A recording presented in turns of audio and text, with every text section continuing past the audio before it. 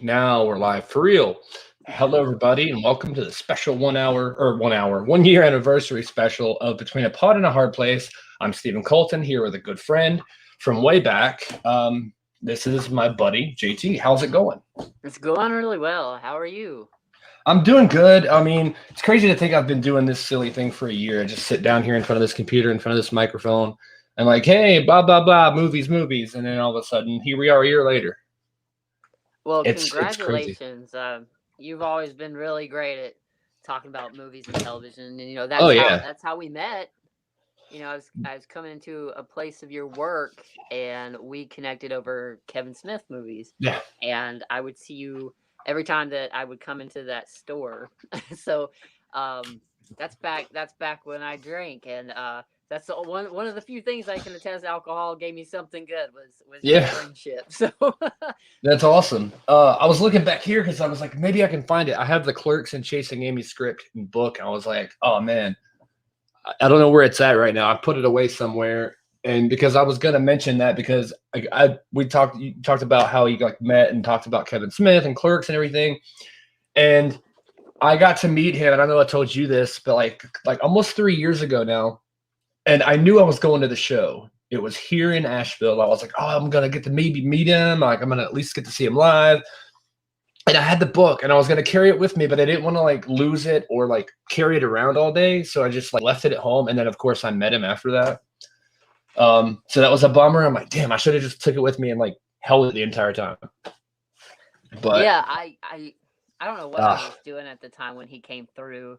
I might have been performing at the time, but it's still on my mhm. bucket list to meet him. And I mean, I have the book that you're talking about. Yes, I've got a lot of Kevin's autographs, but not via through him. Like from the site, you yeah, can order stuff autographed. But nothing beats like meeting the person that you really look up to and be like, can you sign this? Like, man, I yeah, love this movie and that. And that I'm so glad that you got to meet him when you told me that, because I always, yeah. I was like, that's something that has to happen.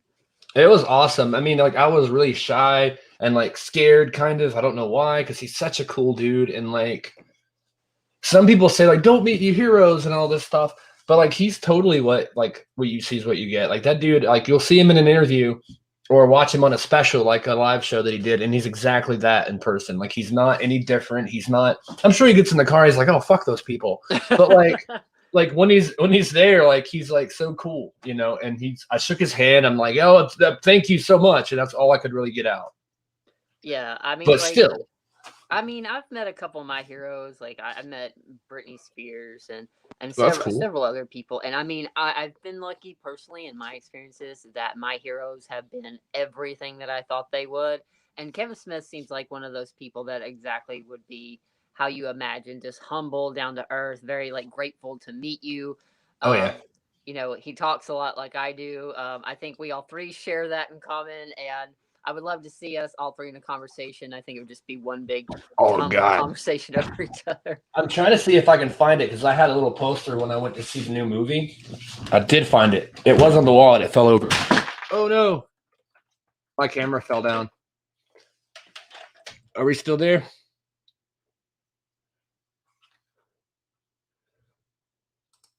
Hold on a second. I'm having some all right, you There we still there? go. Yeah, no, I Okay. knocked over like my shelf when we thought we were live, and I was like, we're just hitting everything today. Yeah, and like I'm using my cell phone as a camera, like a wireless webcam. I have an app. And like I have a little cell phone tripod. And I've mounted it, like not even mounted. I just like placed it on the top of my monitor. Yeah, I've got a flat monitor, and I bumped the desk, and it like fell down. I'm like, oh no!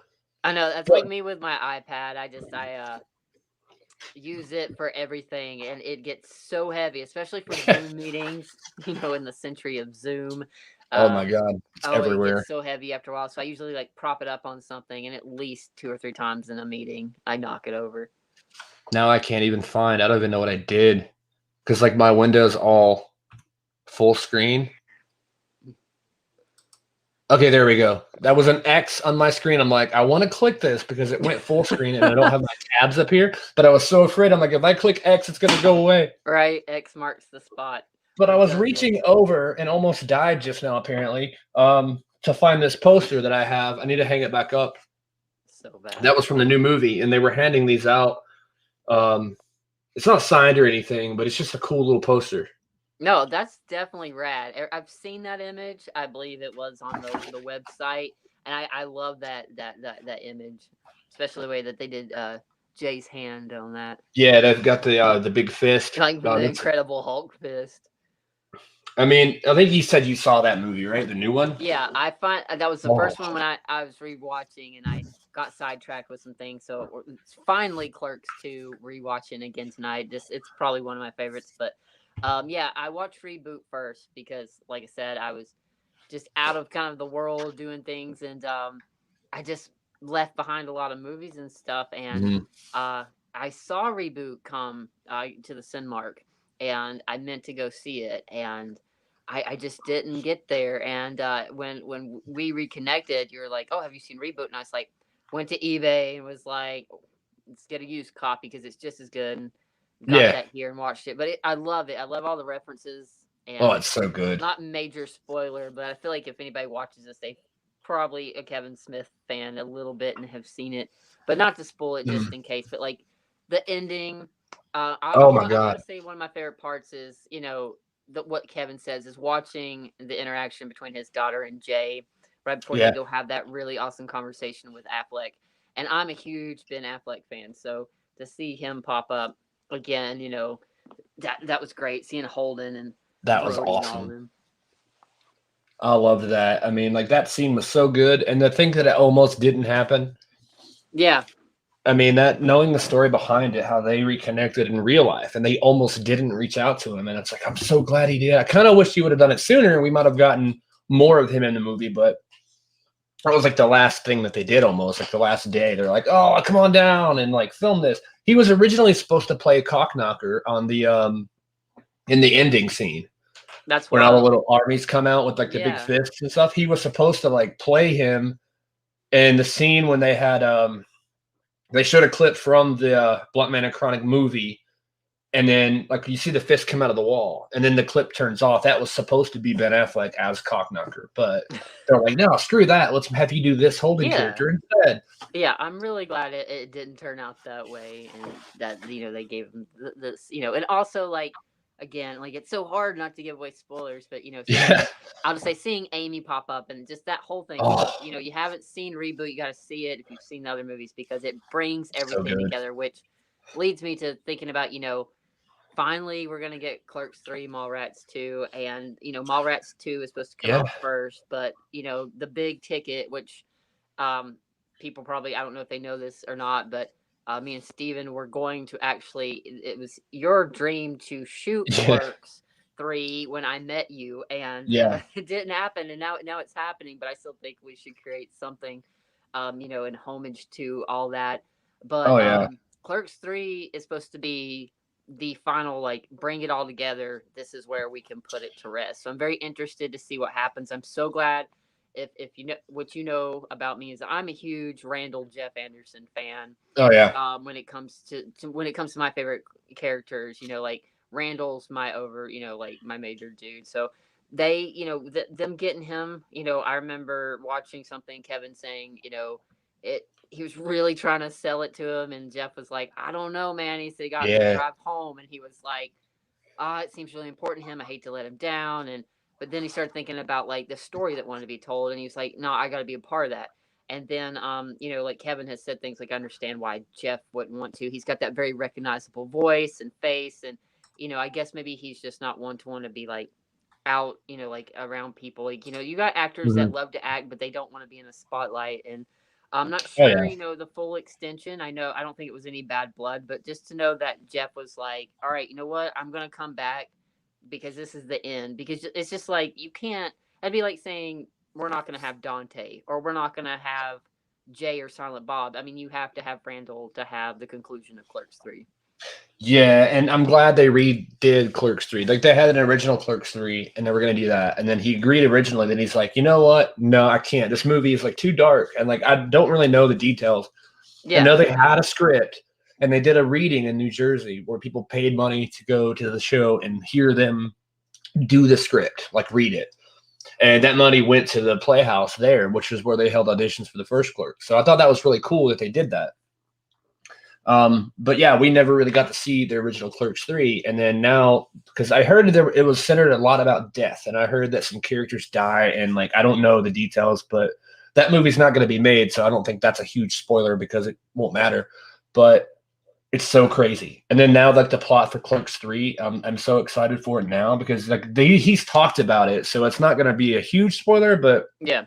basically, Randall has a heart attack and then makes a movie, and it's like, oh, so the Clerks are making Clerks. Like Yeah. that's And that that makes blows me my mind. excited. It's the thing that I've been telling you is I feel like we can take any two main connecting characters and Mhm. make them about ourselves. Like we are Yeah, Dante and Randall, and so on and so on. And it would make yeah, sense for Randall to go make a film as much as he loved movies.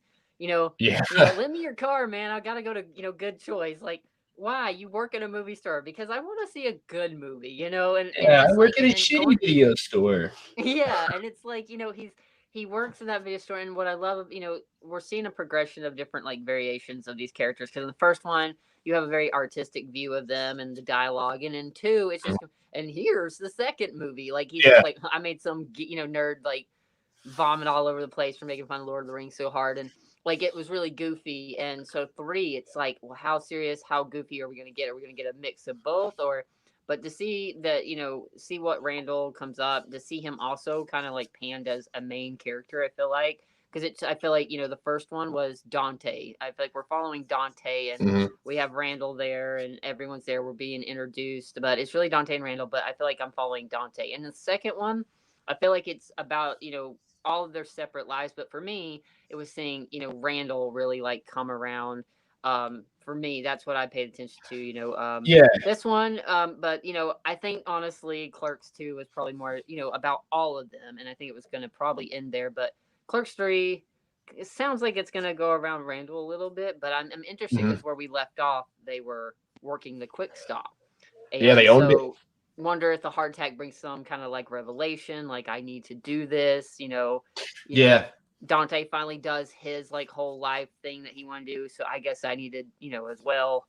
So and I'm excited to see what Dante's life is like as a father, and like yes. because this kid's like 25 by now. I mean, like it's Hmm. been so long. But no, the kid will be there, and I'm just like, that's gonna be cool. And to see like how much of this movie is gonna happen in the store. Like, is it really gonna be like the whole store or the whole movie's in the store? Is it gonna be black and white? Like, um, but like I was kind of disappointed that we didn't see more of that in the reboot. But at the same time, and like this was a Jay and Silent Bob movie, it wasn't a Dante movie. So I mean, it was cool to see Dante in that movie. And like, oh, there he is. And then he comes Yeah. back playing a different character later in the movie, like the news guy, which he played before. I'm like, oh yeah, he's there again. And then he comes back and plays himself at the end of by the last part of the movie at the convention. I'm like, oh, there he is again. And it was so cool to see him. And they had all the comic book men on there. That was really cool. I'm just really excited, and I'm thinking that Clerks 3 might happen sooner. It might actually come before Mallrats at this point because I know he was talking about how he just finished the first draft of Clerks 3. He's like, no, I pass it off to other people to get their opinions and kind of like tweak it from there. And he was like, 2020 like sucked ass or whatever, and I want to spend a lot of my 2021 making this or in the quick stop. So I'm like, wait, so are we getting Mallrats first or Clerks first, or is he going to try to do both together? Like, I don't know, but either way, we're supposed to be getting a movie this year.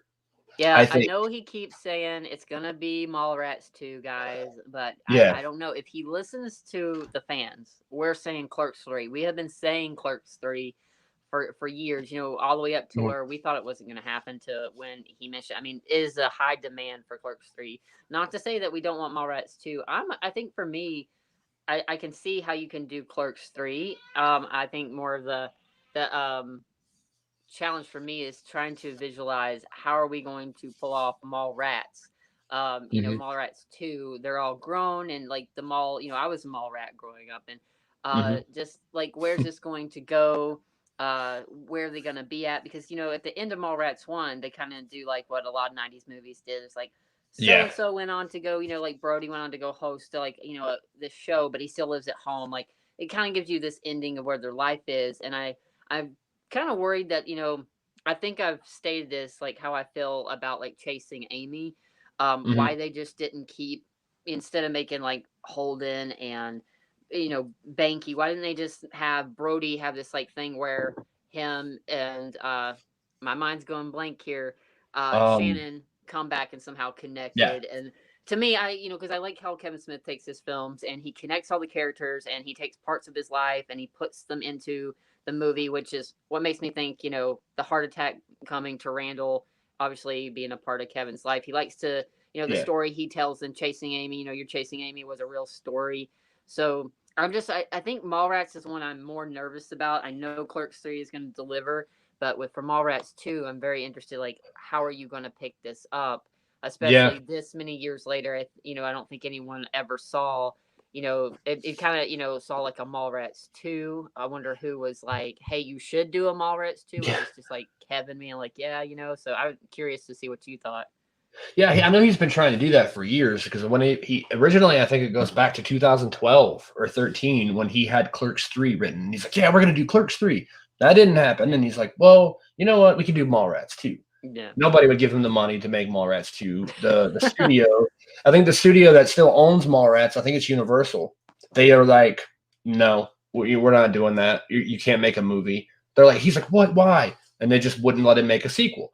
And so he's like, okay, we're going to pitch it as a series. Like, it's like a 10 episode series called Mall Brats. And it's going to be about their kids and all this stuff in the Yeah, mall. see, that works. Yeah. And then that didn't happen. They couldn't find anybody that wanted it, like Netflix, Hulu, I imagine these places, and then nobody wanted to do it. So it's like, okay, well, they found companies that would like give them money, and they were like, well, I have Jay and Silent Bob still. Let's do that instead. And then when that movie did so great, everybody's like, actually, you know what? Remember when you asked us about Mallrats 2? Come on, let's talk about that. Like, Yeah. and boom, there's Mallrats 2. And then like that's all happening. And then Jeff Anderson's like, you know what? Maybe I can do a Clerks 3.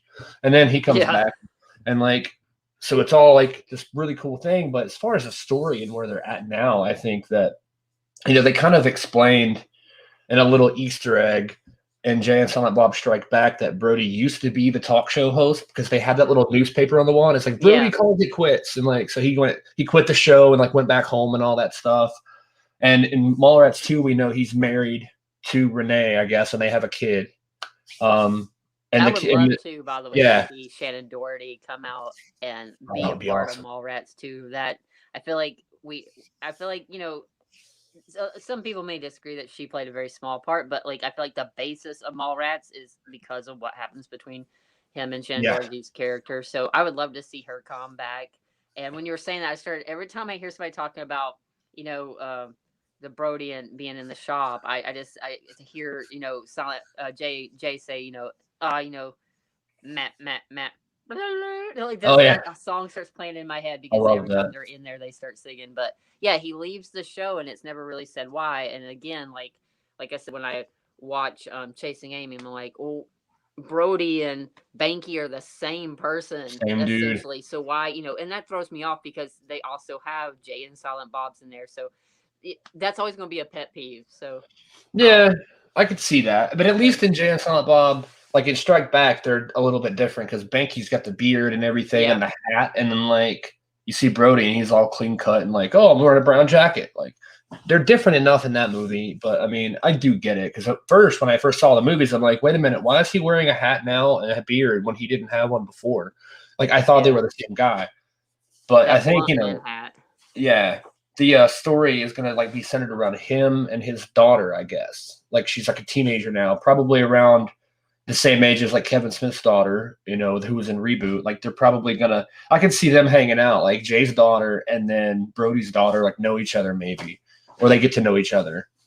Yeah, see that's a good loophole right there, and I'm also interested to see, is Harley Quinn gonna show up? Yeah, That's the joke in Reboot that the father making her be in all these like movies, that and she punches in at the end of the movie. yeah, and Well, it's like would really that would be neat to see her pop up in that would be Mallrats, and cool. she would fit. She looks like she could fit the part of the grown child from like 30 something years ago. Obviously, not My bigger question is like, what's the timeline between like Mallrats 2 and Clerks 3? Is it going to be set before the events of Reboot or after, or uh, what? because she's there as Jay's daughter at the end of that, and so I would think that would lead into like a Clerks 3 or Mallrats, because they go to the mall and see Brody in the mall, and it's like, oh look, everybody's here.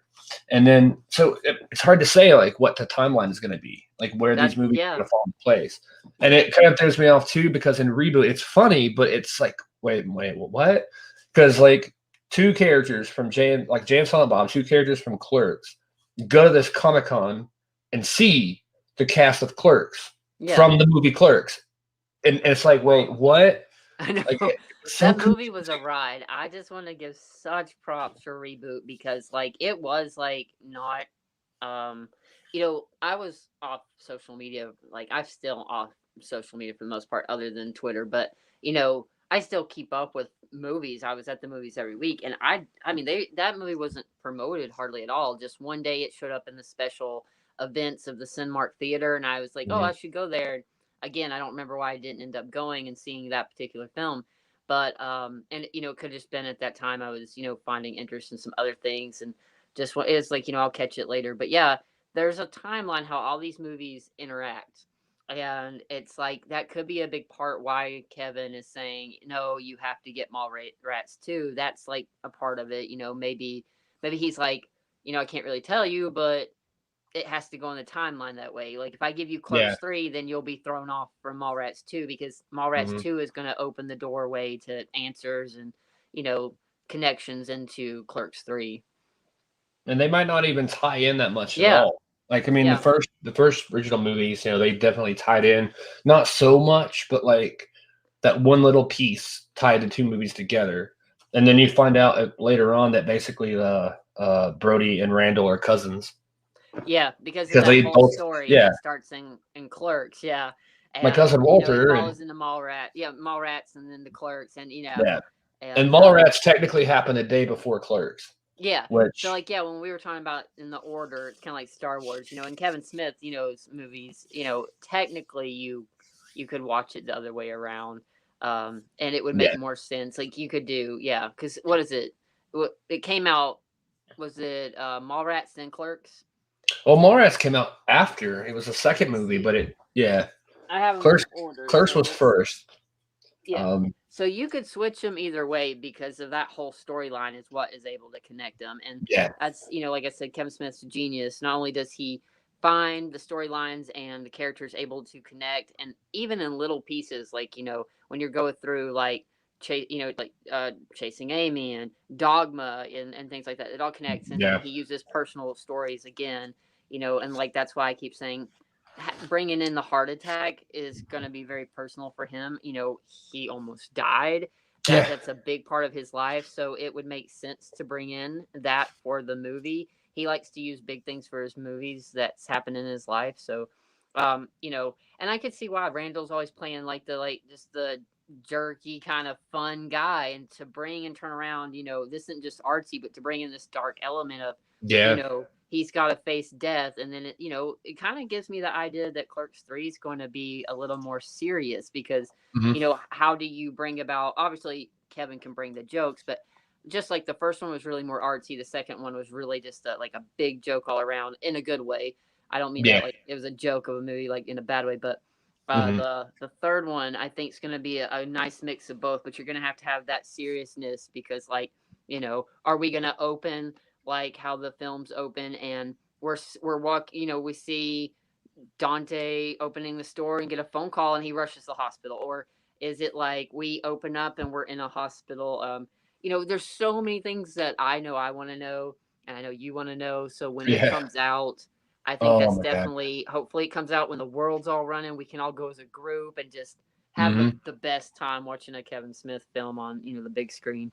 That's what was so cool about going to see Reboot, because I remember they had the special event. It was 2 nights only. It was like on a Tuesday and then a Thursday or something like that.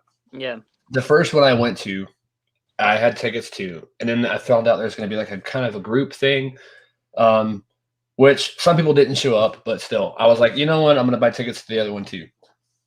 So I watched it twice, and the second showing had here's the second movie. It had a double feature of Strike Back and then Reboot back to back. So that was really Nice. cool to watch them in order like that. They had like a 20-minute intermission or so because everybody went out to smoke or whatever, and then came back in, and it was cold too, so it was like, okay, let's get back in here. And but that was so much fun to see it, and that's the first time I had seen one on a big screen, and seeing Strike Back on the big screen like that was awesome. First time I'd seen that movie on such a big picture, and then seeing both together, that was really cool. Yeah, it always makes me feel like a fake. You know how they'll say like, if you haven't done this and that, you're a fake so and so fan. But Yeah. growing up in the '90s, like I was a teenager, but I wasn't thinking about going to the movies and watching like these kind of films. Scream came out in '96, so like in '96 I was 16, so I was going seeing like Scream and like Varsity Blues in '98 or like Cruel Intentions. So I really didn't catch on to Kevin Smith until almost the end of my 20s. And I was like, hey, Mhm. like there's all this stuff that was a part of my generation that I didn't get to do, whether it was certain kind of Yeah. concerts, like going to see Ice Cube and Bone Thugs and Harmony at the Orange Pill, because like when I was a teenager, my family was like, no way, like you're not gonna go to a rap concert, No. this far away, like you're young and stuff. And then when you get Mhm. older and your 20s, a lot of us, you're clubbing and drinking and having a good time. So by the time you're in 20s come, you either have a revelation of all the things you didn't do and want to do them, or Yep. you just don't. So I just came across it, and I sit down and I started watching the films. And actually the first film I watched wasn't Clerks, it was Dogma. And I think Yeah. because it was on cable or something at the time, but I was watching Dogma and I loved it. And so I just went, and even that's when the local Flick Video in Weaverville was still open. Oh And yeah. I yeah, I remember went that up place. there and I just started like renting the movies and seeing what was on, cable demand, because that was still fairly a new thing. But I Mhm. just fell in love with Kevin Smith, and I really was upset. Like I didn't wasn't a part of this whole thing in Yeah. high school, but someone told me, you really don't have to feel left out. You kind of lived a lot of the things, like especially like things in Mallrats. The way that they do things. Like I was out running out at the mall. I Yeah. knew all those characters one way or another. So I lived it in my own way, but to watch it from a different perspective with the comedy and stuff, like fly, fat ass, fly. I mean, that's just hilarious, and Oh my god, that was so awesome. No, I gotta I say mean, fly, it's low fat such a ass fly. he's such I just I love that, if Kevin Smith were to ever see this, like, or if we could ever meet him together, Oh my I god. have to personally thank him for our friendship, because Yeah. honestly I could have just been a customer coming in getting my drinks and left, but I just happened to be jibber jabbering and we came across, Kevin Smith, and boom, it just went from there. Yeah. I mean that's really, and I was a Dante for so long. Yeah. I mean, I was uh God, You really were. I kinda wanna play that clip again from Clerks Yeah, because before like we go. I always, I always said that me and you were the Dante and Randall of Weaverville. And, but yeah, shoot that clip if you have it. See if it'll work this time. Well, something like 36. What? Something like 36? Lower your voice. Wait, what is that anyway? Something like 36. Does that include me? 37. I'm 37? Going to class.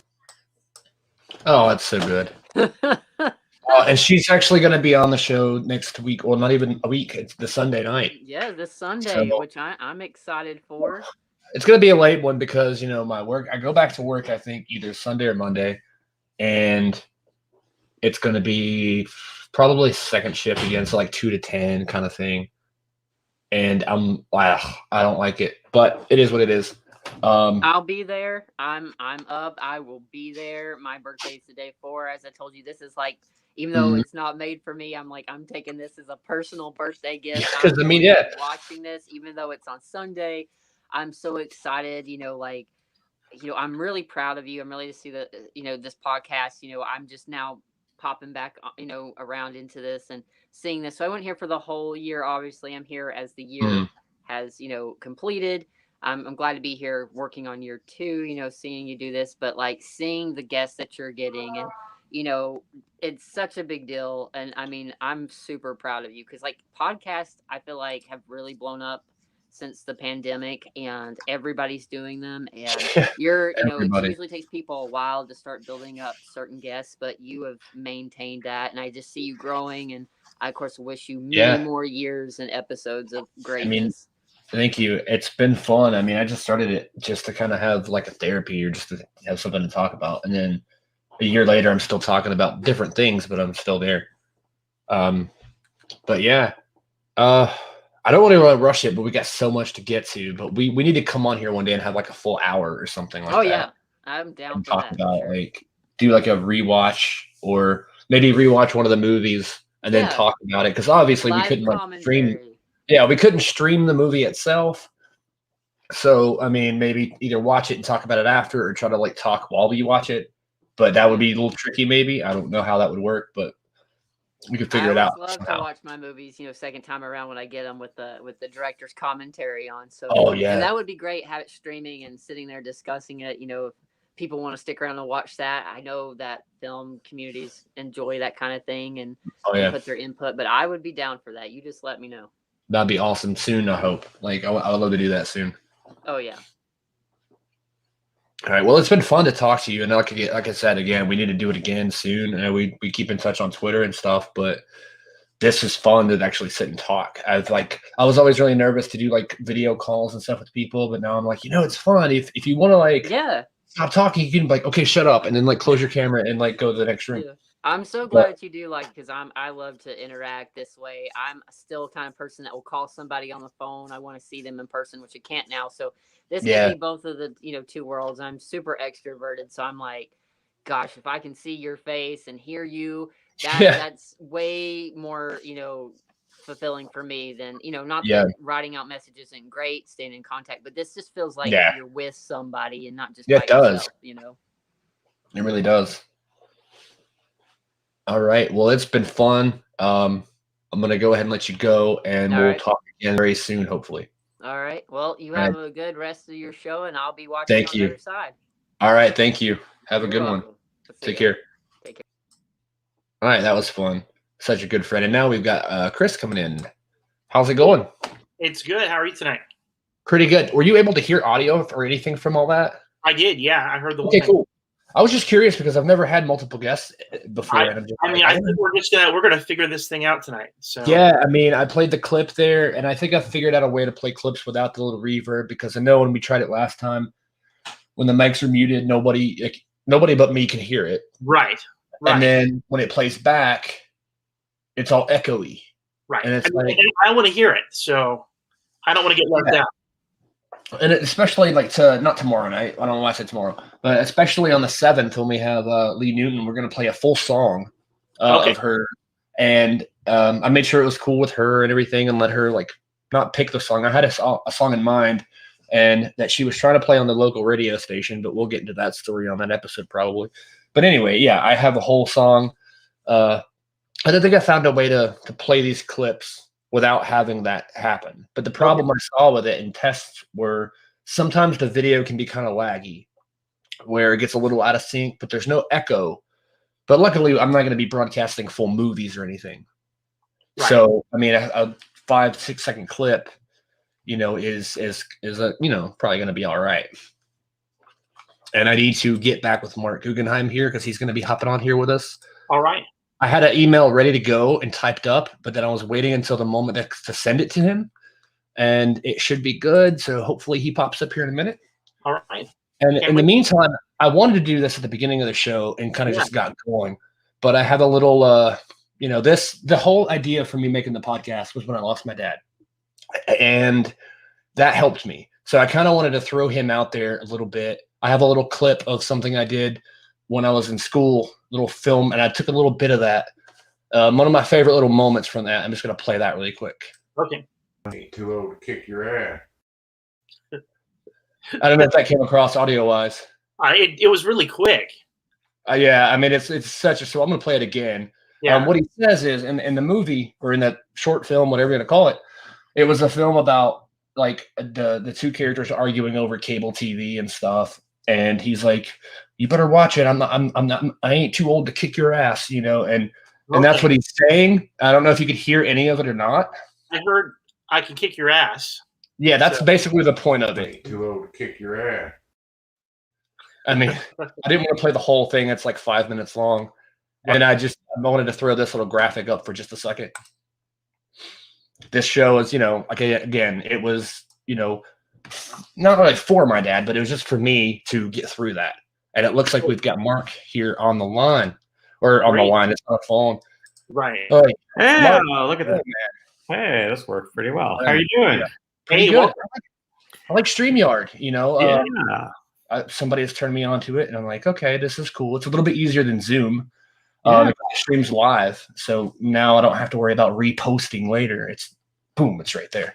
That's pretty cool. Yeah, I like it. How's Yeah. it going, guys? Congratulations. 1 year. That's exciting. Yeah, it's crazy. I was just talking about that earlier. I was like, I started this thing off just as a way for like therapy and stuff, and then as I had it's when Chris came along, especially, and kind of like a permanent like co-host, we just started talking about movies. Yeah. And and it's been one of those things we've spent many times talking about your works as well, because like Arrow especially and Legends, like two things that we've been hugely like part of our friendship and the show, really. Oh, cool. That's really nice to hear. Thank you. It's I always say like there's no show without people watching them. Mhm. Talking about them is really icing on the cake. Really good icing, very tasty icing. I'm super excited to see where Legends goes. Hopefully they stick around a little bit longer.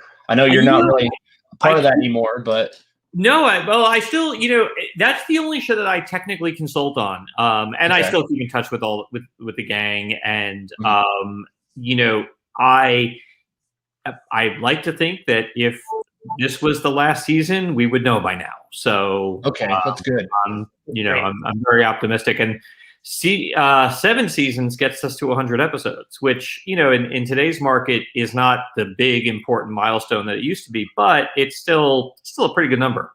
So I'm excited that we look like we're on track for that.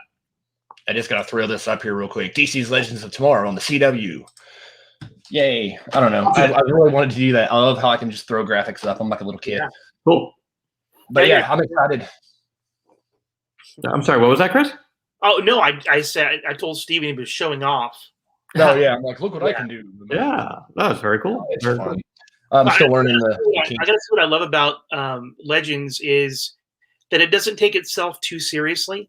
I mean, I think that when it started off, it was a I think a very serious show, and I think as it has progressed, it has allowed itself to have a lot of fun, and I think that is something that sets it apart from a lot of other of these superhero shows. Is that they're not afraid to go to almost ridiculous lengths. Yes. Oh God, yes. Well, the way I describe it is when we started the show, we thought we were doing the Avengers, Right. and then we realized no, we're actually doing Guardians of the Galaxy. Okay.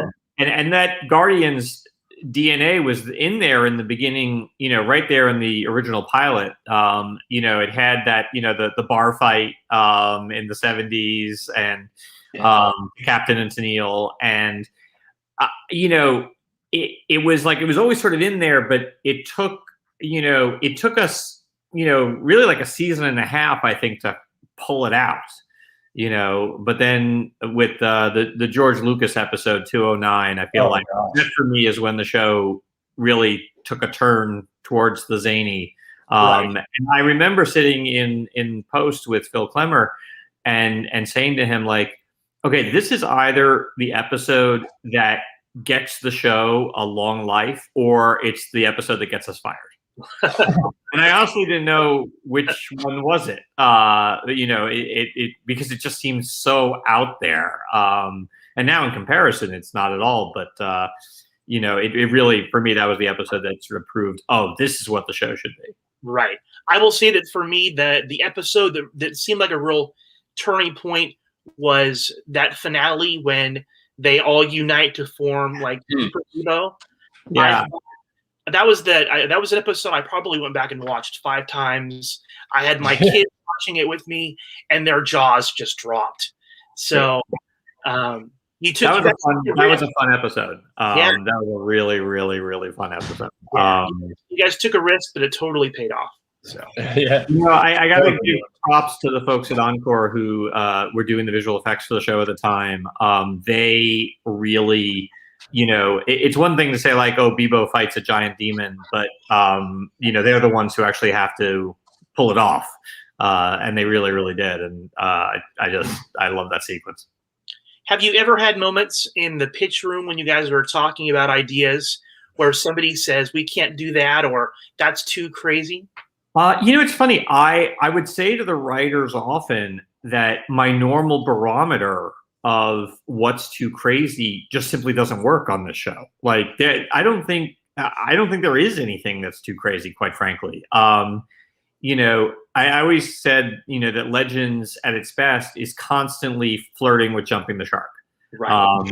And, you know, the thing is like you're always threatening to cross the line, really, because you don't know where the line is. It's not like, you know, it's not like there is a clear demarcation, like, oh, this is too zany. You know, so no, I don't think anyone ever says that in the writer's room. I still say one of my favorite episodes was, I know, the one that you directed on the more recent season, the one where we're stuck on TV.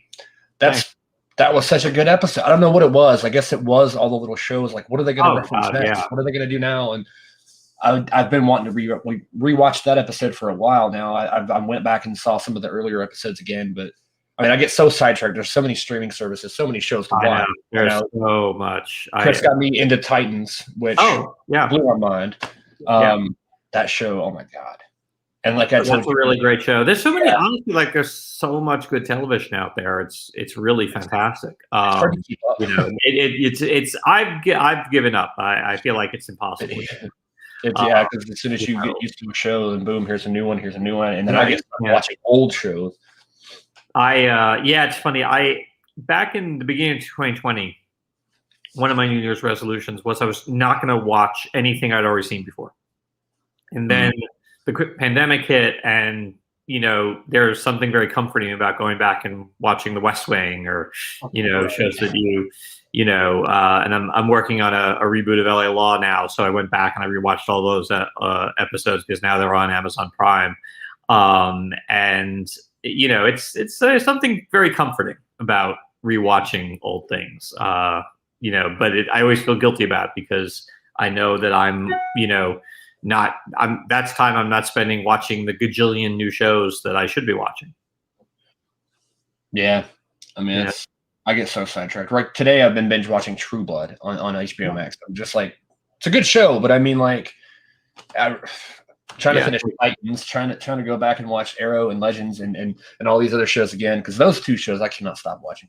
But I have stopped watching them, but not because I wanted to. But you know, it's two of my favorite shows, and it's just it's overwhelming. Really, there's so much TV. There's not enough time in the day, and it's the one thing I've been thankful for. You know, I've had dealing with COVID. Like I was lucky enough to get such a mild case, and I really had no symptoms hardly at all. But I've got to sit home for nearly 2 weeks and just watch TV. Right.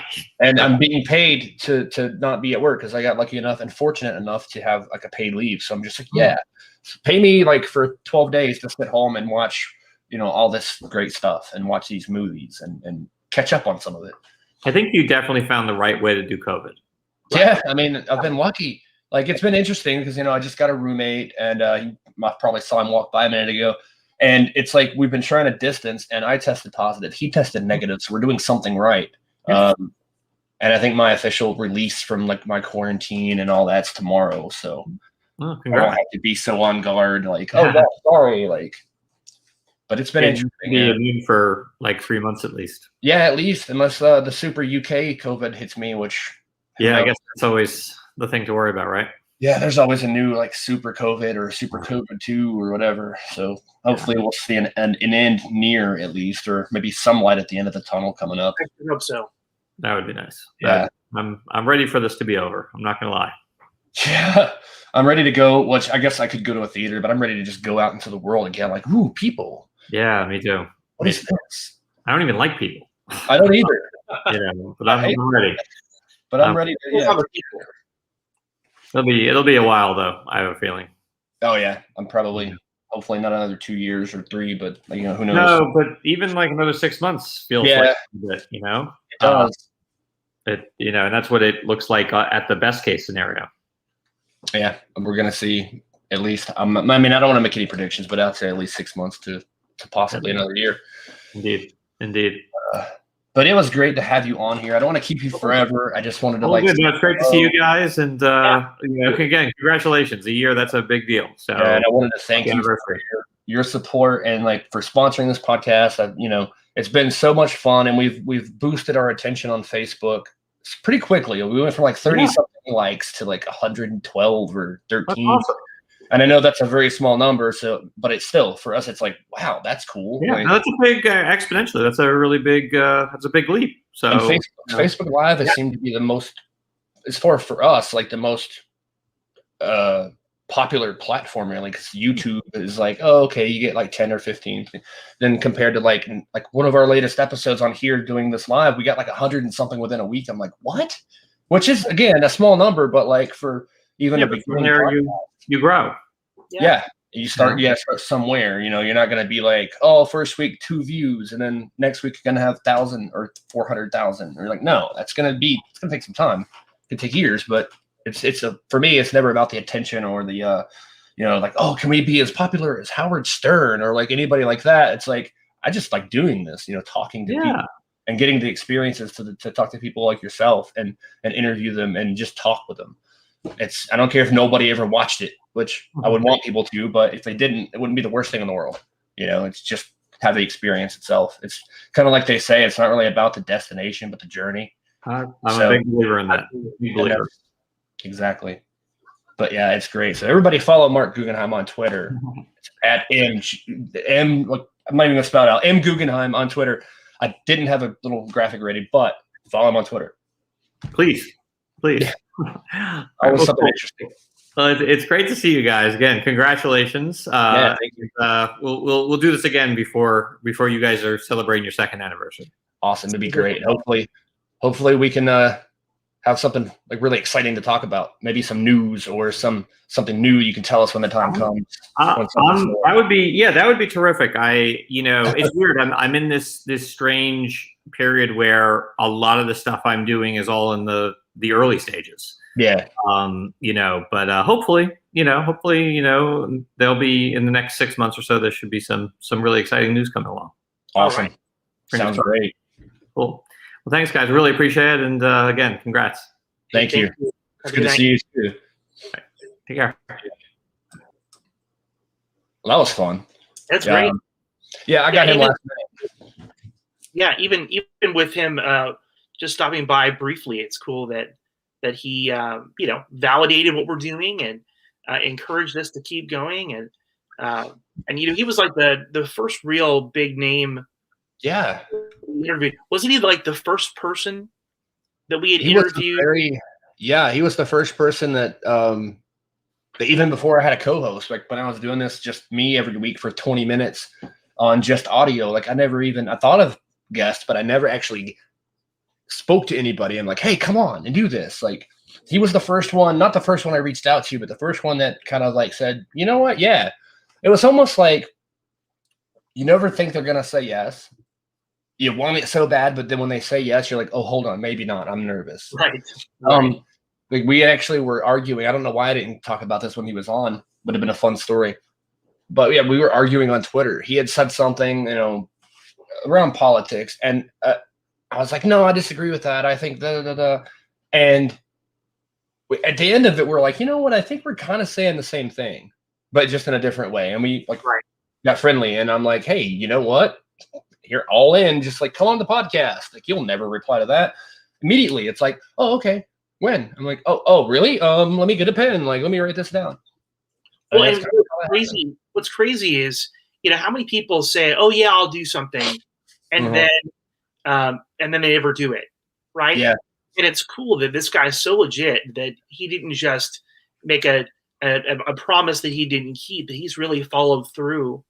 Yeah. And you put people like Mark Guggenheim up on a pedestal, and he's still on a pedestal for me.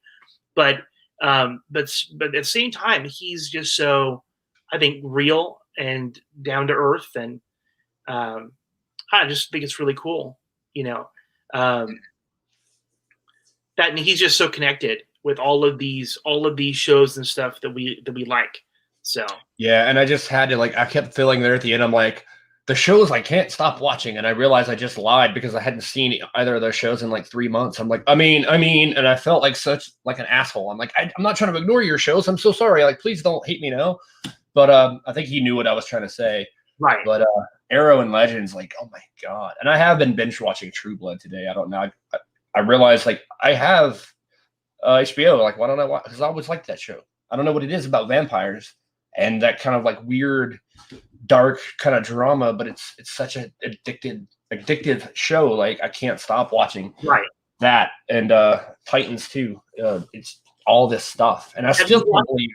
Have you watched any more Titans? A little bit, not very much, but a little bit. I'm still very early, second or third episode, I think. It just gets better and better. I mean, I feel like I absolutely loved season 1, but season 2, with Slade Wilson and everything that happens to the team, the introduction of Wonder Girl, who is played really well. Even some of the backstory that we get about the group, it's a really tight story. I really like the direction they take it in. I love that. I mean, I do love the show. I really need to sit myself down and finish that show. I mean, I have no excuses. I've been off, like I was saying when Mark was on here just now, all this time. This is probably Monday would be 7, so 8, 9. This is my 10th day, at home, and I'm just, what have I done? Literally, I was bench watching on Practical Jokers, and then now some Titans, and then I played a few video games, but it's just I really haven't done anything, and it's gone by so quick. Yeah. I was joking and the other day with someone, and I said, if I knew I would be asymptomatic or very mild, I would hope to get COVID every other month, just so I could stay home and get paid. But I will tell you something that having been quarantined myself with my family, I leave my house for my mental health, right? I love my family to death, but there's only so much that they can put up with me or I can put up with them. Yeah. So I've realized that for myself, that sometimes going to work has probably saved my life. Yeah. I know what you mean. I've been in that spot before with not in the last year or so, but I've been there before. I know exactly what you're saying. I've been enjoying this week though. This couple weeks, I've just been hanging out. And you should. I think that I've had the luxury of being able to work from home. Mm-hmm. And being able to telework has been nice. But so I totally get it. But I will tell you that you do reach a saturation point where you've watched everything you want to watch. I've cooked everything I want to cook. I've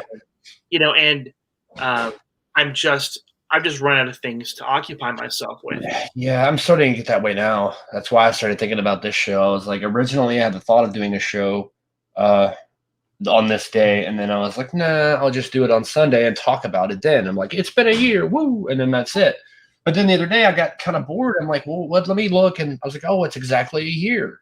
And actually, that was yesterday. Actually, I put this together real quick, and the friend that was on the beginning, I was like, hey, that would be cool. It'd be a great opportunity. Then I reached out to Mark, and I was like, hey, Mark, want to come on? He's like, oh, I can try it, and oh yeah, I can make it, and then with you, and you're able to join, and I'm just like, okay, cool. I was just gonna if nobody else could do it, I was just gonna be like, hey, look, it's been a year, yay, and then kind of be done with it. But yeah, I think it's worked out great. Cool that we're doing this kind of big blowout celebration.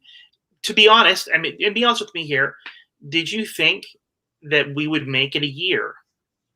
I feel like when I originally started this thing, I was only going to do it until I felt better. It's kind of like therapy, you go to therapy, and then you kind of some people stay and talk to someone on a semi-regular basis. I've never been to a professional and had actual therapy, but I felt like in that situation, you get to a point mentally where you don't need therapy anymore, so you're done. I felt like that's how this was going to be originally. I was like, oh, I'm so sad, my dad, woohoo. And then like a month or two in, I'm just like, so yeah, this guy at work really annoyed me. And then slowly I was like, did you see that movie? And then boom, that's what the show is. It's like, oh, and at first I was kind of mad at myself. I'm like, this is supposed to be a sad podcast, and you're supposed to inspire people to be sad also, or something. I didn't know what I was trying to do with it. But then I thought, like, well, which is like therapy, like you do it and then you're in a more normal place and you're talking about things and like being happy. And then that's kind of what this has been. So I think it's good that it's turned into that, like this big pop culture thing where you can watch and hear about Mark Guggenheim and go follow Mark Guggenheim.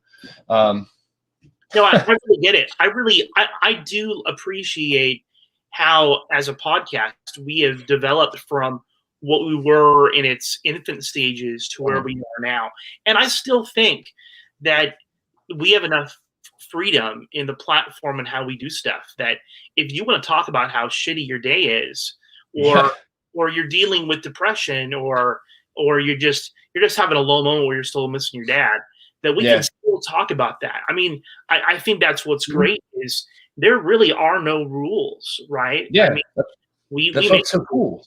Yeah. And so podcasting in general, it's like, yeah, some people have like episodic like plans, like next week we talk about Batman. Okay, goodbye. And then like so robotic and like Batman is really cool.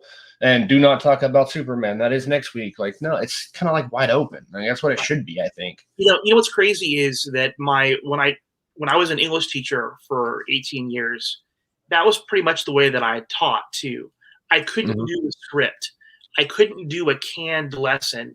I had to be myself. I had to be able to tell stories and tell jokes and relate things to my life.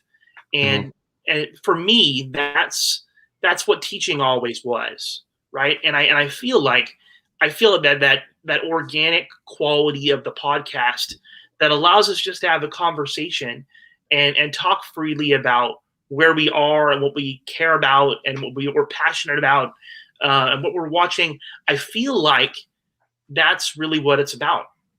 Yeah.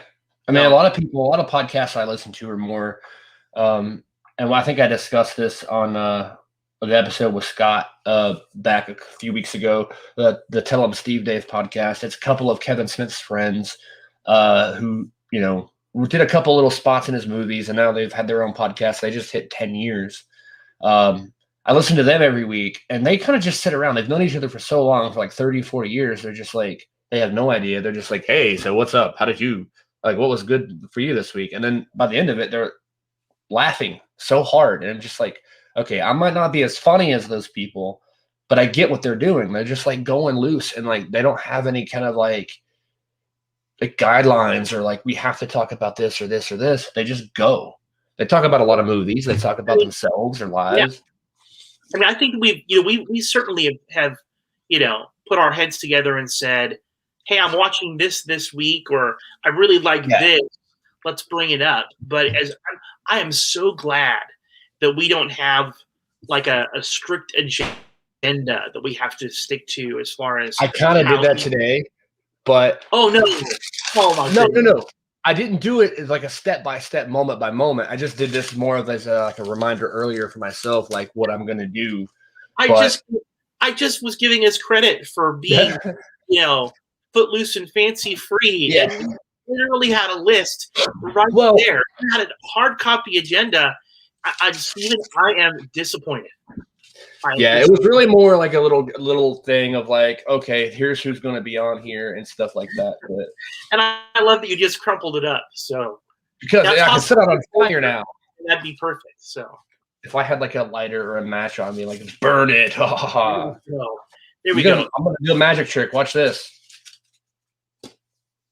It's gone. Ooh, amazing. It's totally a different piece of paper. Copperfield has nothing on you. Yeah. He can make a Statue of Liberty disappear, but I can make your great comments about not having a list disappear. Right. There we go. But no, yeah, I did do that like seriously in the beginning of the podcast. I would have like, okay, this is gonna happen and this is gonna happen. But I think that's kind of more like, oh, you're new to it. And when you're by yourself, especially, you have to like, and that may be why I did that. So that like I would have, in case I was by myself for any part of this, I would be like, okay, what am I gonna say next? because without somebody else there talking, sometimes you're just like, hold on, what? Oh yeah, and then like you have to like think for a minute. Right. I mean, I think But- that's been the great part of it is that when you're having a dialogue, that you kind of push each other forward. Yeah, You know what I mean? That you just kind of naturally spring from one idea to the next idea. So and sometimes you find your way back to something else. you do. There You have know, been and it's times where we've started on a topic and then you've moved on from that topic, and I'm like, oh, I really wanted to go back and talk about that. Yeah. Again.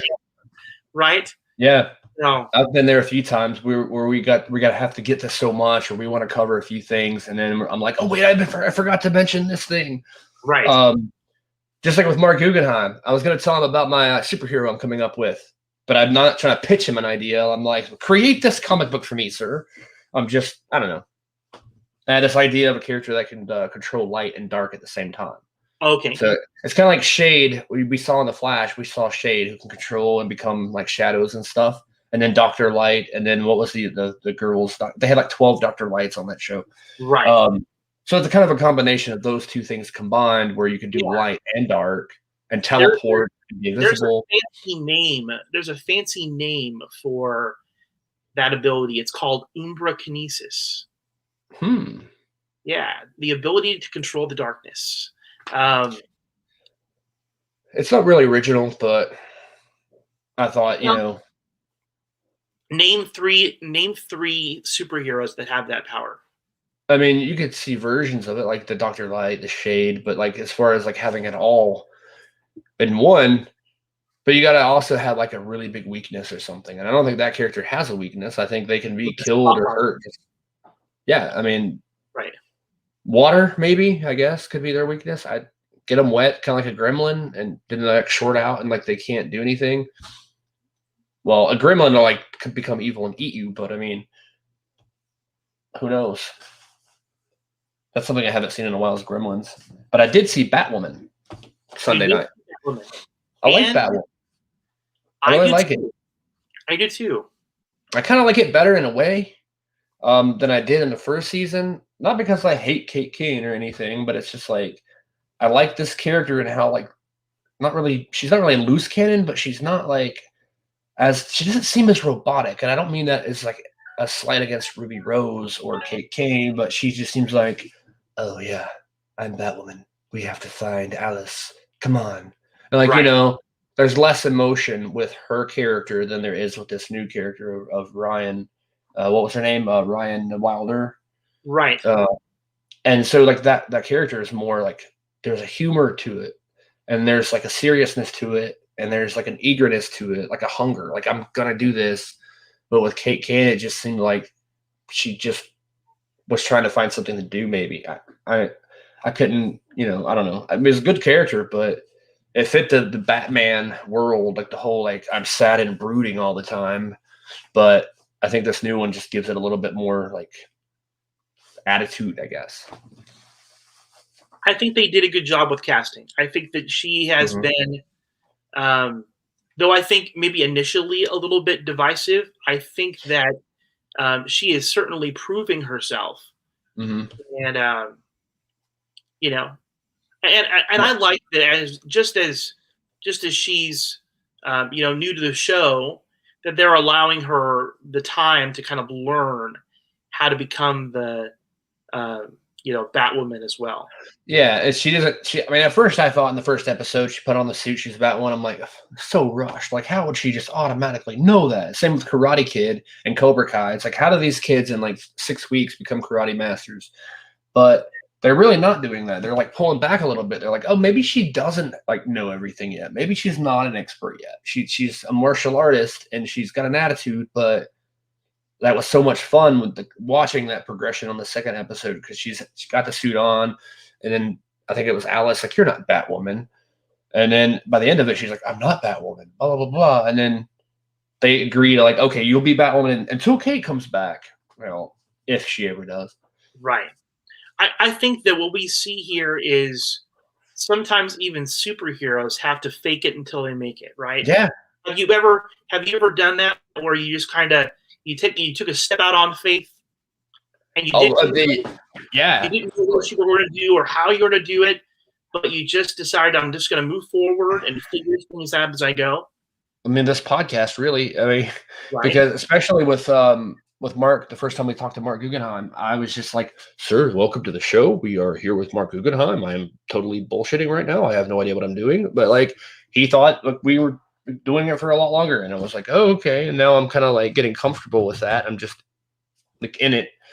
But the same with anything else, really. Like if they're in, I've had different jobs where I knew kind of how to do it, but I didn't know how to answer questions that people might have had. So I just completely make it up and go with it. Like, well, you see, like my job now, like somebody asks about like, what do you know about this laptop? And I'm thinking like nothing. I have no, you would be better asking the Girl Scouts in the front of the store about this computer than me, probably. But I'm just like, yeah, well, this one has like, 16.2 gigahertz. It's got a keyboard, all the webcam is phenomenal. And you just kind of like go with it. And I've kind of learned to do that over the last couple of years, I guess. Yeah. This is the 1 year anniversary of the podcast. Yeah. It's also for me an important anniversary. A year ago, pretty close to today, I was promoted from being just lead teacher at my school. My boss, my head of school, quit, and I ended up taking on his job. Right, I got promoted to become That's awesome. associate head of school, and the same thing. I knew everything there was to know about being a teacher. I knew very little about what it meant to become an administrator. I don't have an administrative credential. I didn't go to school to become an administrator. And so this year I have been training on the job and just learning how challenging it is to be the boss. Yeah, Right? you've become Mr. Feeney or oh my goodness. or Mr. Belding or Yeah. I I guess I like Feeney. I think Feeney's is awesome. I love Feeney. Feeney is something you aspire to be. But I'm probably more Belding. Yeah. I'm not quite as clueless. But Yeah. Oh my gosh. And this But is even then- oh man, yeah. even then, trying to run a school where all the kids are working through their computers at home, that has its own shares of challenges. And yeah, just like this podcast, just like everything else, I've just had to accept that I'm going to make mistakes and keep moving forward. And here I am. They haven't fired me yet, so that's a plus. That's good. I mean, Yeah. it's always good not to be fired. Being fired isn't fun. It's funny because with the jobs I've been fired from, I'm like, I hate this place. I'm gonna quit tomorrow. You watch. I won't be here. And then like I get fired. I'm like, why did you fire me? And like it's like one of those things like careful what you wish for kind of things. You finally get the thing. And it's just like, oh wait, I don't want to be fired. Can you please undo this? I'm sorry. I love you. Like, please don't do this to me. But I mean, it is what it is. It is. I mean, I think I'm better off now. I mean, not long after working where I'm at, like boom, COVID. I'm just like, oh. But again, like I mentioned earlier, it's been very mild. I'm officially released from like this whole lockdown thing tomorrow. I think I'm supposed to get a call from the health department to officially tell me you can go outside again or whatever. But it's been kind of weird, like running around your own house, like wearing masks, like you want to be safe for people that are around you. And luckily, I mean, everything's been good. He tested a day after I did and was negative. My uncle, who I was with the Thursday night and Friday before I found out, the week before, he came back negative. But my aunt, who lives with him, was positive. My mom, I've been talking to, she's not been sick or anything. So it's like everybody essentially that I've been around within the last couple of weeks has been fine.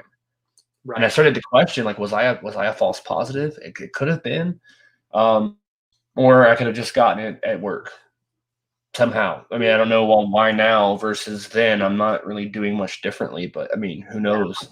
I will say that not everybody gets the same level of COVID.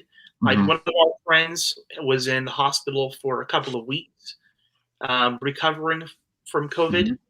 And, whereas my daughter had COVID and she just had the exhaustion and the loss of taste. Yeah. You know, and so it's not. I think that's the problem with COVID, is that people think that it's not severe enough to take seriously until you know somebody or people who have died or have had really serious cases of it. It was easy for people to say, oh, it's not really a big deal. Yeah. You know, and that's been, I think, the unfortunate thing. If people were dying in the streets, like if they had gotten Ebola, Yeah. more people would have said, "Oh, I'm wearing my mask. In fact, I'm going to wear 2 masks. Oh yeah. I'm in my house." But because it was, you know, just mild enough that you know, I think that made it even harder to control. Absolutely. Yeah. I mean, there's some people like me who I was very fortunate to not have any kind of major symptoms. I just went through some chills, a few aches. And when I say aches, I tell people it's kind of like a sunburn under your skin. It very mild, not very heavy. And I've had some sniffles and stuff, but that's about it. And then I've been lucky. But a lot of people who go through this very mild case go, "Oh, that's how it is for everybody." Pfft.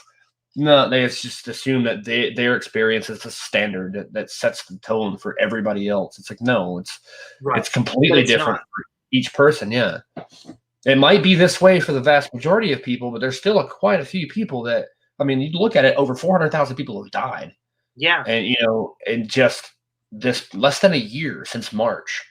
So it's like that's a lot, even though it's a very small percentage of the population. It's still a lot of people. Right. And when you consider that some of those people had different policies and procedures been put in place, or had people taking things more seriously, that number could have been considerably less.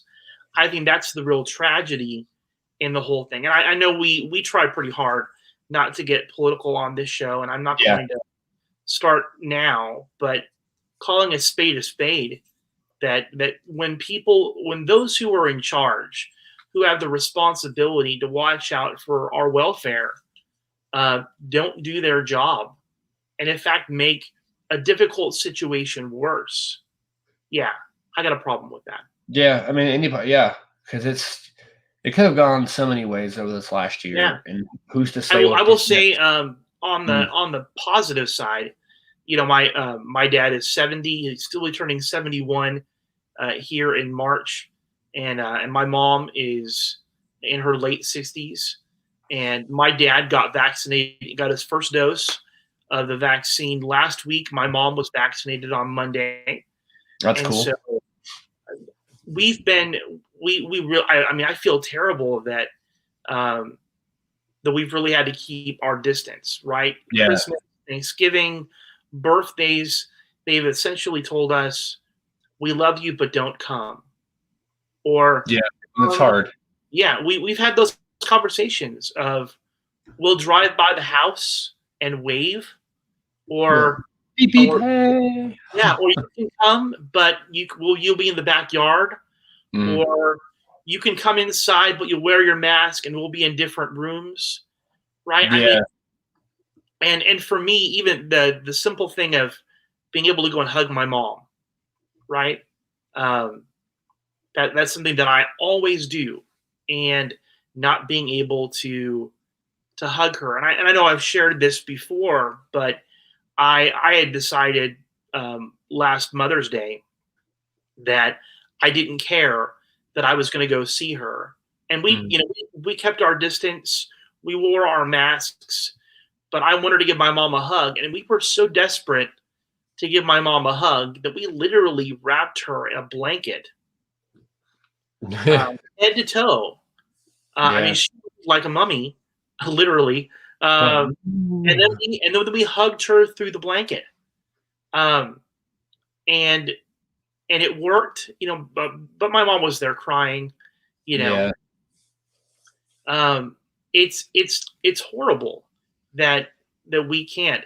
I understand why, and we've taken it seriously, but for a very selfish reason, I will be so glad when my parents have both shots, and when my family has their shots, Mhm. so that we can kind of return to, business as usual, I guess. I'm kind of looking at that like tomorrow. I mean, we should probably still be careful, but we don't have to be as careful here at my house because, it was so weird having a roommate immediately before finding out that I tested positive, but he Right. luckily didn't have like he came in because he was kind of sick when he got here. Like he's been here about a week, a little over a week. Because Monday would have been like the 8th day, I think, and he was like sniffling and had the congestion and coughing. And I'm just like, oh, but then I got it and he didn't. So it's like, oh, okay, you just had a cold. That's all it was. Right.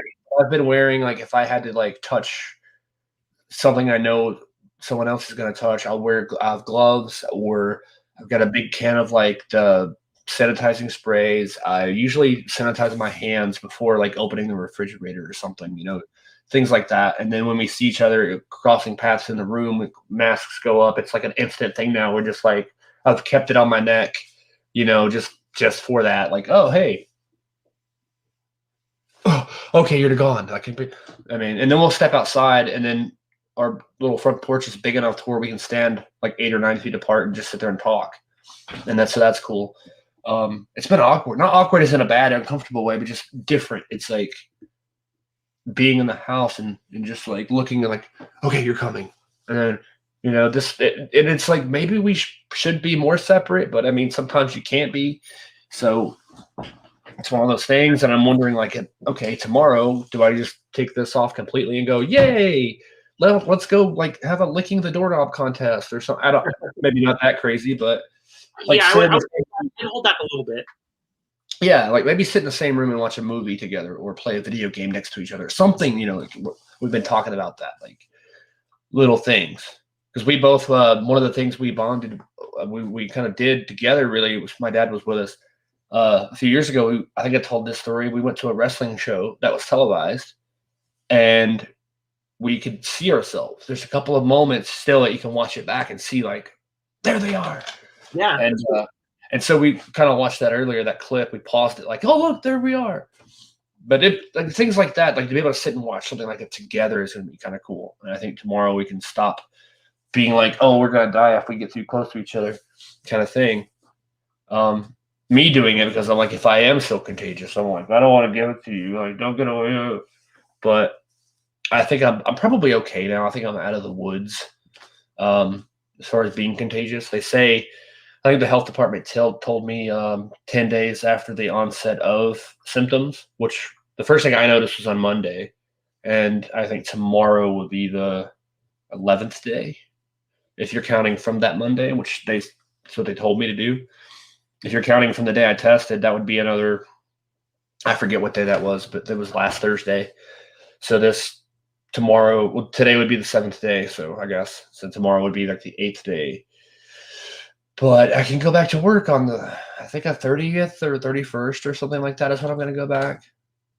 I don't know exactly when. I still have to get with them about a schedule because once my leave and everything went in and it was effective, I watched my schedule go and like wipe out. It was almost like losing on Jeopardy and all your money goes to zero or something. Like the schedule just wipes out. I'm like, well, when do I work again?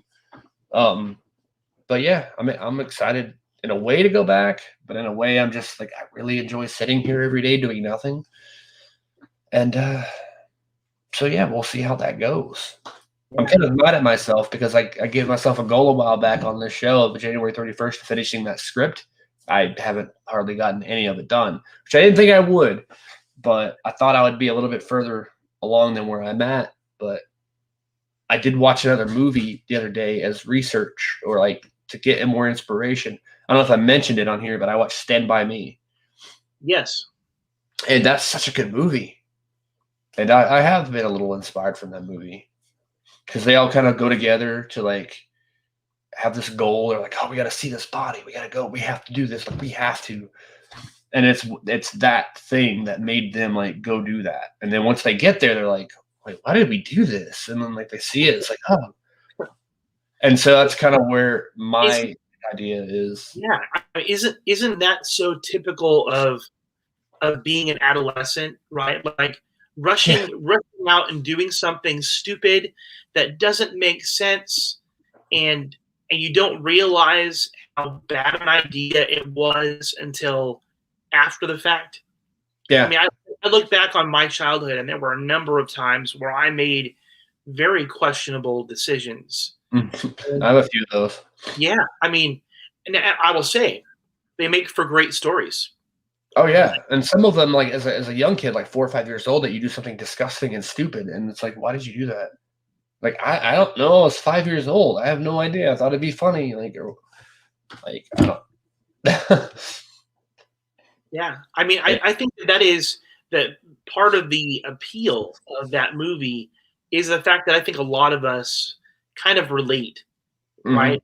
Of having that group of friends, of going and doing something crazy, you know, and I think that is what makes it very relatable, right? Even if we maybe don't want, maybe we think as adults that, you know, that we never made any mistakes or anything, but I Yeah. do feel like it does make it seem much more realistic when we realize these characters they're just as flawed as we are, right?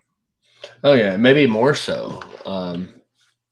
But something about it, yeah, that I guess the coming together and the mutual goal, and it's really about the journey.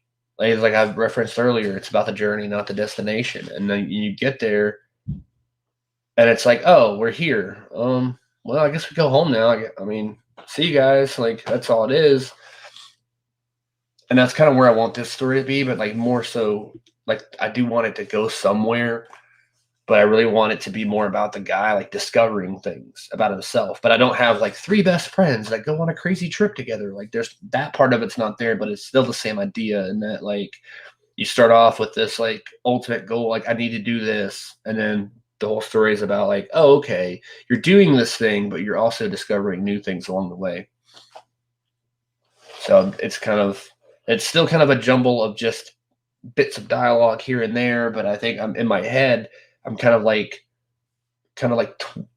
tuning these things together and connecting these dots and like starting to form it into something in my head, at least to where I can sit down and start writing and then go through and like cut it down. But I really didn't know where I was going. I just started writing. I'm like, there's no direction. This guy is just going to be at work all day, like for like a 6-hour movie. It's going to be like the Snyder cut of Justice League, but just at a convenience store. Oh no, but And then that really makes sense. it probably would have made sense, but it would have just been like 5 or 6 hours of just like talking about like what was on TV. Right.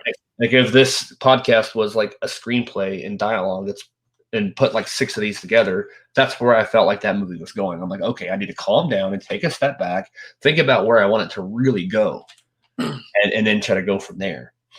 I will tell you that having a lot of experience with the writing process, that what I normally do is I will sit down and I will write, and I will write and write and write and write and write, and I will make the mental decision that I'm not going to stop. Mm-hmm. Even if I write utter garbage, I'm going to keep on writing, right? I'm going to let the creative process happen. I'm going to unlock it out of my brain, and I'm going to capture it on the paper. And then once I've gotten everything out, then I go back over everything that I've written, and that's when I cut stuff out, right? Mm-hmm. I can't tell you how many times I've done that, and I end up surprising myself what I end up putting out there. The problem that a lot of people have is they do the opposite. They start criticizing their ideas before they ever get a chance to grow, right? Yeah, I've done that myself a few times. Yeah. But I've also been in that position where like you write something and you like write a bunch of stuff, and then you go and say, well, you really look at it and say, well, this little detail doesn't need to be there. You take it out and take this out, and then you put it together, and it's like, that's so much better than what I had. Absolutely. And you didn't really do anything. You just took a little bit out. Yeah. And it fit together so much better. That is my encouragement for you is give yourself some time where you can just let it out. You got to write your hard drive. You got to get it out of your head. You got to capture it. And, even if it's like the worst draft you've ever seen in your life, right? once you've got it out of your head, once you got it written down, then you can play with it. Then you can manipulate it. You can move it around. You can take it out. I really believe that it's a good practice to get into, and you'll be amazed how much you're able to write if you do that. Mhm. I mean, sometimes I'll share my screen here for a second to show. I don't know if this is coming across. Yeah, there we go. I've got all this dialogue. That's an advertisement. I'm not going to sit here and recite it or anything, but like you see, I've gotten to the point where a lot of this is just two people joking at work. Yeah. And it's like, okay, this is great conversations. And I'm trying to get to the bottom. I don't want to jump straight down here because I don't know how far it goes. Okay, there we go. 41 pages, but a lot of it is just, there's a blank page here. Don't know how that got in there. But a lot of it is just the main character and the character of Helen, which is like his best friend or whatever. And at work, and he's got this crush on her and that kind of story. And you think, oh, they're going to end up together. Because most movies, you see a guy and a girl in any situation, they're just friends. They end up there. But then I kind of like the idea of maybe teasing that. And then maybe that's his ultimate goal. Like, I've got to be this girl's boyfriend or whatever. And then something happens and his whole entire like mind changes, and like that's not even important anymore. But then maybe by that point she's like, he's kind of cool. And then it's like, oh really, seriously, you're messing with us? Like, I like that idea of like teasing things that like that's gonna happen totally, but then Right. It doesn't happen. I like that. I like the tease, like the bait and switch kind of thing. Okay, we're bigger now. That was a weird view. Right. Yeah. But yeah, I don't know. That's just and I'm kind of like you said earlier, kind of showing off. I'm like, look what I can do. This is fun. And, like, and I think that's how I answered my problem with the whole the weird audio echoey stuff. Is there's the share screen option when I have a window open. If I want to play a clip, that clip could be in a window, and I can share the screen as opposed to like throwing up a little clip from within this. Because for some reason, when my mic is not muted, I think my headphones play, and somehow this microphone, this thing is super sensitive. I mean, they're wonderful microphones, Right. so small, but I mean, this thing picks up everything. And I really want to get a mount and maybe one of those like pop filter things and be all legit. But for now, it is what it is. But definitely, I think that somehow, I don't know how the sound gets to there, because I stepped way back. I did a test earlier. I'm like way back here, took my headphones off and like covered them up and everything, and like still heard it. And I'm like, geez. But when you mute the mic, it doesn't do it. But then nobody else can hear it. So I'm just trying to toy with it and play with it. But I think I found a few options that work. All right. Well, great. And hopefully it works out. We're coming up on about the hour mark for me here. Yeah. Anybody else coming on after me? I haven't. There was supposed to be one other guy that was going to hop on, but I haven't heard back from him. And I told him around 9 or 9:30, but I mean, he probably just got tied up with something, which is fine. I've had as much on here as I thought I would have. I mean, having you come on and having my friend in the beginning come on and having Mark Guggenheim come on, like all that was kind of cool for me, just to kind of like sprinkle a bunch in. I really wanted to reach out to more people. I probably could have had, Scott probably wouldn't have minded coming on for 5 minutes if I'd asked him, or if I could have reached out to Eric Goins, I'd have been like, hey, come on and for a minute. But I really didn't want to sit here for 6 hours talking. I'm no Kevin Smith. Right. I can talk for like an hour to 2 hours, but for me, it's about an hour and a half. I started at 8 for me, and then now it's 9:30. So I'm like, I'm good with an hour and a half to 2 hours. We're going to have to work our way up to that point. Yeah, maybe one day I can get to like the 4-hour episode or something, but I don't see that happening anytime soon. Well, let me just say again, this has been a really fun experience. Thank For you sure. for inviting me to be a part of it and making room for me. And I think there's always, it happens quite often where I kind of look back and I can't believe that I'm a co-host of a podcast. Yeah, Right. I mean it's small, but still, yeah. I mean it's like I told Mark, it's like he's like, you got to start somewhere, you got to grow and stuff. It's crazy for me to think I've been doing this for a year. I'm just like, man, really? Then I listen to other podcasts. I'm like, they're so much better than I am. But I mean, it's not about, again, it's not really about like, oh, my show is better quality, or I have more listeners, or I make money with this. Like, I don't really care about those things. Yeah, I would love to make $100 million a year doing this or something crazy like that. But like, Well, it's, maybe in the future, and that'd be awesome. yeah. I will tell you, had a neat experience this morning. I was talking with one of my employees, one of the ladies who works our front office, and I had just offhandedly said that I was a co-host of a podcast, and her eyes got really big and really excited.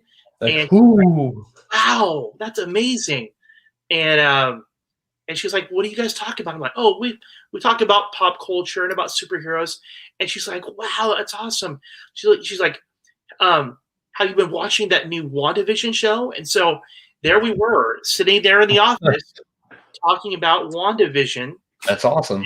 about the podcast. I'm like, this is exactly what it is. There are more people out there in the world who are these closet nerds that are just dying for someone to talk to. And I think, that's the niche market that we've got is, Yeah. we started because we were just two friends that loved these shows, and we've actually turned it into a thing. And Yeah. I just really, I just love being able to do that. Right. And I'm like glad you've been here with me, because like honestly, if it had just been me for all this time, I probably would have been like, oh, well, today I watched what was that show called? Oh yes, it was Heroes. It was so much fun. The end. Good night. Like, it would have been so boring and just like, but having two people to kind of have that dialogue and that connection. It's because like you might like something that I didn't, or I might like something you didn't, and like we could talk about why that is. It's more entertaining and more fun. Sometimes I forget it's a podcast. I'm just like, oh yeah, that was so cool last week. Remember that? Well, and like, oh, wait. I mean, I really feel like that's the best part is when you you get to that place where you forget that you're on the show, right? I mean, I think that's the best part is when I forget that I'm talking into a screen, or that I'm on a show, or that there might be some person watching this or following it. And when I'm just able to be myself and talk, right? I feel like that's when the magic happens. Oh yeah, that's when you really start to go. Or maybe I'm totally overthinking it. But I mean, I think that's the good way to look at it, because I mean, I don't find myself that funny. I'm not as funny as like a comedian, or like naturally it's just like, oh, everything I say, you're laughing on the floor, like rolling and stuff. Like, but it's really not it's not a comedy podcast. It's not supposed to be funny necessarily. I mean, there's humor here and every now and then, but I mean, it's really, when you're trying to be one thing or another, it's like, I think you might just slip a little bit, because you're trying to do one thing instead of just being what you are and talking. And I think that's how it started, and I'm still there now, but in talking about different things. And that's, like you said, it's that magic. It's like, that's just, you're more honest about what you're saying when you forget that you're recording it, and you forget that you're in a podcast, and you're just being you. You're more honest about it. If you're trying to go like, okay, I'm going to be funny, you might exaggerate to be funny, or you might lie to be funny just to make it work. But that's what I like about this show, is we're not really trying to be anything. We're just sitting here talking about these things that we like. I think that people legitimately can tell if you are trying to be something that you're not. Yeah. I think their BS detector goes off, and they know that you're faking it, or you're lying, or you really don't care about it. My hope is that anybody that watches this would go, oh wow, it's just two normal guys who just happen to love pop culture stuff and want to talk about it. Oh, that's just like me too, right? I think that I'm hoping that is what ultimately gets conveyed to people is, we're just two normal people that enjoy talking about, stuff that we love. So, yeah, I mean, that's really what it started for me. It started, I didn't talk about TV, but it was just me talking about what I was going through, hoping that somebody might listen to it one day. And even if it's 60 years from now and it's still floating around there somewhere, and somebody hears it and, oh my God, I've had a couple of people say that about some of the early episodes where I was just emotional talking about my dad and stuff. They were like, that really affected me. Like, really? Like, it was just me, like, good. That's, I'm glad. And now with watching, or not watching, but doing this show now, talking about like the Flash or Batwoman or whatever, everybody's like, oh man, that was so cool. I remember watching that. I started to see a couple of people I don't know commenting on like the Facebook or the YouTube. And it's like, ooh, I don't know you. Who are you? And like reading the comment. I mean, when that starts happening, I'm like, ooh, cool. Maybe one day I'll go into a store and they're like, you're on that podcast. I don't, that's way down the line. But I mean, but yeah, I'm lucky that I got a catchy name. Nobody said that name sucks. I think it's a good name. The little logo I think looks cool in the corner. I kind of wish I could put it in the bottom of the corner. I don't know why, but it seems like a logo for something should be at the bottom. I don't know. It's one of those little nitpicky things. I can always turn it off. It doesn't bug me at all. It doesn't bug me. I notice it, but it's not. It's definitely better than this little ducky logo. Yeah, I agree. I like ours better. It brands us. So hey, I'm gonna cut. There we go. Yeah, I've got to go too.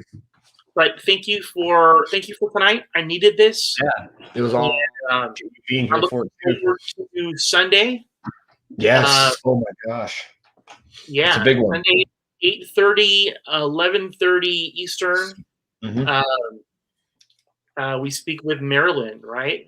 Yeah, Marilyn Gigliotti from Clerks, and I played I played that clip earlier in this show tonight. I've played it like on every show, I think, almost. I'm like, yeah, it's coming. I like it, and I'm gonna play it for her again. I'm sure she's heard it a million times, but that whole joke for that movie.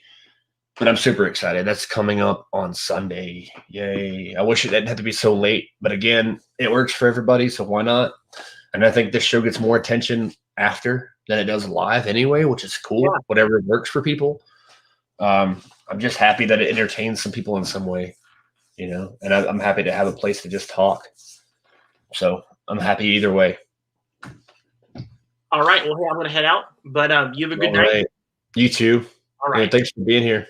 Hey, no problem. Take care. All right. See ya. You too. All right. Yeah, that was a lot of fun. So yeah, once again, I'm going to throw this graphic up because this is the reason this podcast even started. Dad, it's for you.